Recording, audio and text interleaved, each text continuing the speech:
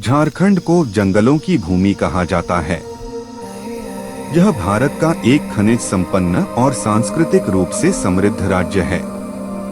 15 नवंबर 2000 को यह बिहार से अलग होकर भारत का 28वां राज्य बना।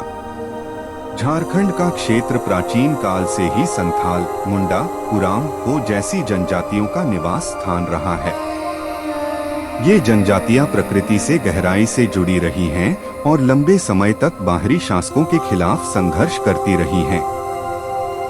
बिरसा मुंडा, सिद्धो कान्हू, चांद भैरव और तिलका मांझी जैसे वीरों ने ब्रिटिश शासन और जमींदारी प्रथा के खिलाफ विद्रोह किया। 20वीं शताब्दी में झारखंड को एक अलग राज्य बनाने की मांग तेज हुई और कई आंदोलनों के बाद 15 नवंबर 2000 को यह बिहार से अलग होकर एक नया राज्य बना। झारखंड भारत के सबसे खनिज संपन्न राज्यों में से एक है। यहाँ कोयला, लोहा, तांबा, बॉक्साइट और यूरेनियम के विशाल भंडार हैं। इसके बावजूद जनजातीय समुदायों को इस संपदा का पूरा लाभ नहीं मिल पाया है।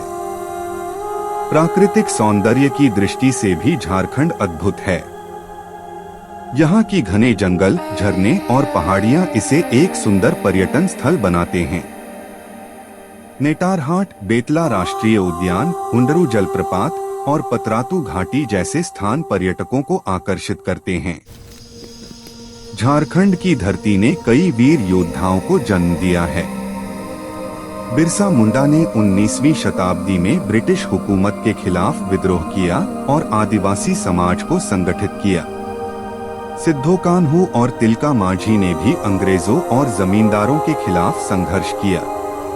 आज भी झारखंड की संस्कृति में जनजातीय लोकगीत, नृत्य और त्योहारों की महत्वपूर्ण भूमिका है। सरहुल, कर्मा, मांदर नृत्य और छऊ नृत्य इस क्षेत्र की समृद्ध परंपरा को दर्शाते हैं। वर्तमान में झारखंड उद्योग, शिक्षा और बुनियादी ढांचे के क्षेत्र में तेजी से प्रगति कर रहा है। राज्य की राजधानी रांची एक उभरता हुआ शहर है। हालांकि झारखंड को अभी भी कई चुनौतियों का सामना करना पड़ रहा है, जैसे गरीबी, विस्थापन, खनन से पर्यावरण को नुकसान और नक्सलवाद। लेकिन सरकार और स्थानीय लोग मिलकर राज्य के उज्जवल भविष्य की ओर कदम बढ़ा रहे हैं।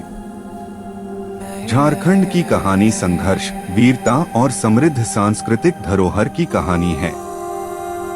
यह राज्य न केवल भारत की खनिज राजधानी है, बल्कि अपनी अनूठी जनजातीय संस्कृति और प्राकृतिक सुंदरता के लिए भी